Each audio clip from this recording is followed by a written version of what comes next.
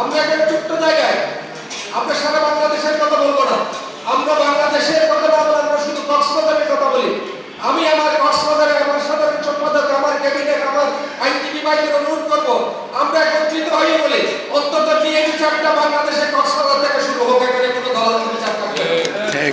এখানে যেটা হবে সেটা আইনের বিচার হবে, এটা যেখানে হবে সেটা অপরাধের বিচার হবে, সেটা দলীয়ভাবে সিদ্ধান্ত হলে যদি এখানে বিচার করা না যায় তাহলে ওই মানুষগুলো কোন জায়গায় বিচার পাবে সেই আদালতে তাদেরকে পাঠাতে হবে।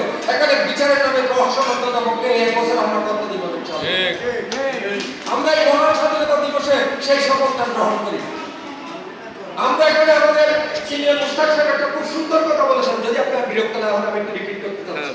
সেটা হচ্ছে যে আমরা এখানে একটা পরিবার, আমাদের লালদিঘির পাড়ের বক্তব্যের সাথে আমাদের আইনজীবী সমিতির বক্তব্যের তফাৎ থাকতে হবে।